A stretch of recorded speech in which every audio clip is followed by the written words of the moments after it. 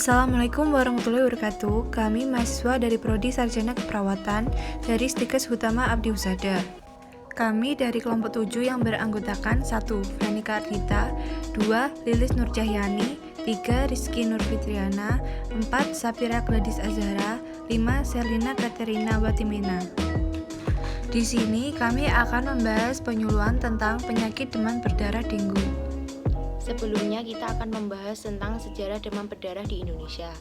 Indonesia merupakan negara dengan iklim tropis. Hal ini menyebabkan Indonesia menjadi negara yang baik untuk pertumbuhan hewan, tumbuhan maupun penyebaran penyakit, terutama penyakit yang disebarkan oleh vektor pembawa organisme agen patogen dari inang ke inang seperti nyamuk. Tentunya kondisi ini menyebabkan Indonesia memiliki ancaman penyakit demam berdarah atau DBD yang tinggi.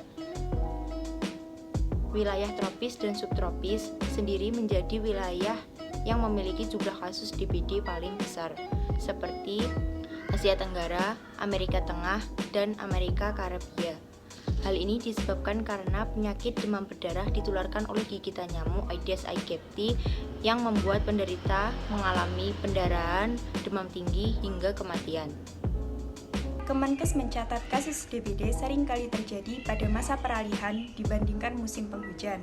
Pada masa peralihan musim kemarau ke musim penghujan atau masa peralihan dari musim penghujan ke musim kemarau. Hal ini disebabkan karena hujan tidak terjadi setiap hari, sehingga menimbulkan munculnya genangan air yang berpotensi menjadi penyebab penularan DBD. Berdasarkan sejarah, DBD pertama kali ditemukan di Indonesia dengan angka kematian tertinggi terjadi pada tahun 1968 di Surabaya. Pada saat itu, data dari Kementerian Kesehatan mencatat jumlah kematian sebanyak 24 orang dari 58 orang yang terinfeksi karenanya. Sejak tahun 1968, terjadi peningkatan jumlah kasus pada tahun 1968, yaitu 58 kasus menjadi 2.314 kasus dengan jumlah kematian 1.593 pada tahun 2016. Assalamualaikum. Waalaikumsalam, Bu. Ayo masuk, Bu.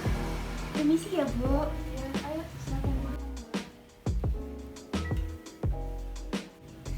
Selamat pagi, Ibu. Bagaimana kabarnya?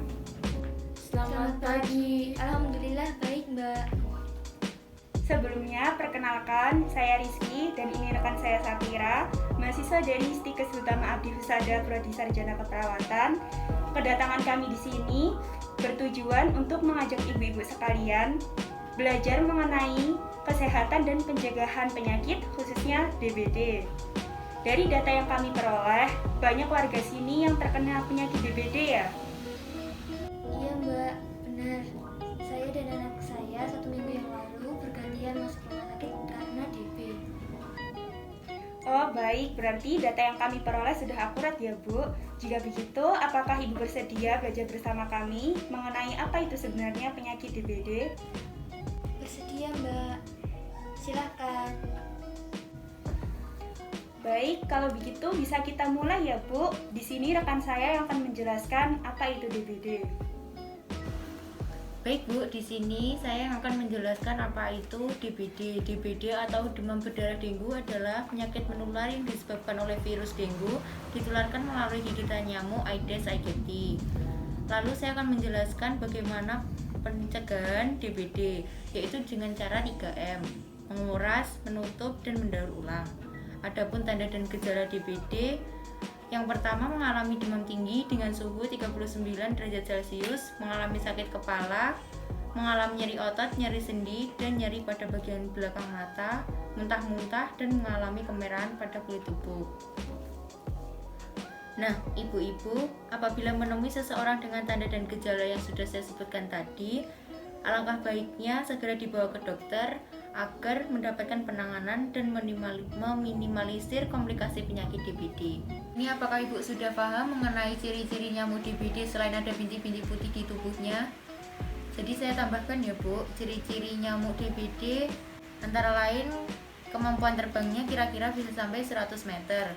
Biasanya menggigit di siang hari dan sore hari, serta jentik nyamuknya berperan aktif di bak air. Baik Ibu, itu tadi yang rekan saya sampaikan mengenai apa itu DBD. Apakah ada bagian yang kurang paham ataukah ada pertanyaan? Saya mau bertanya Mbak, alternatif apa yang dapat kami lakukan jika tidak langsung ke rumah sakit apa ya Mbak? Soalnya di era pandemi ini kami was-was dan takut untuk ke rumah sakit. Terima kasih sebelumnya. Jadi alternatif yang dapat Ibu lakukan adalah dengan cara memberikan kompres hangat dan juga obat paracetamol. Baik Mbak, saya sudah mengerti apa yang saya harus lakukan nanti.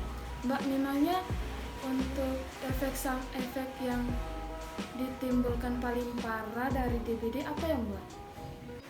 Pertanyaannya langsung dijawab oleh rekan saya ya Bu. Begini Bu, jadi komplikasinya penyakit DBD itu dapat mengalami pendarahan yang hebat seperti muntah darah, gangguan pernafasan, bahkan menyebabkan kematian. Baik, alhamdulillah kalau ada yang bertanya, berarti penjelasan yang rekan saya sampaikan dapat diterima dengan baik oleh Ibu. Nanti apabila ada kesulitan, Ibu dapat langsung datang ke pelayanan kesehatan terdekat. Terima kasih untuk waktunya Ibu, kami pamit dulu ya. Iya Mbak, sama-sama. Mari. Mari Bu. Pengertian demam berdarah. Demam berdarah merupakan penyakit yang disebabkan oleh virus dengue yang disebabkan nyamuk Aedes aegypti yang dapat menyerang pada anak dan dewasa dengan gejala utama demam, nyeri otot, tulang dan sendi yang biasanya memburuk setelah 2 hari pertama dan dapat menyebabkan pendarahan.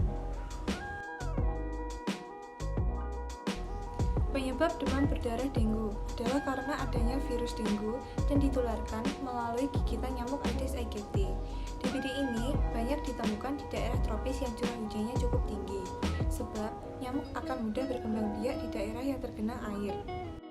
Ciri-ciri nyamuk demam berdarah yang pertama, warna hitam dengan belang-belang putih di seluruh tubuhnya. Yang kedua, kemampuan terbang kira-kira 100 meter. Yang ketiga, biasanya menggigit pada siang dan sore hari. Selanjutnya, jentik nyamuk berperan aktif di dalam bak air.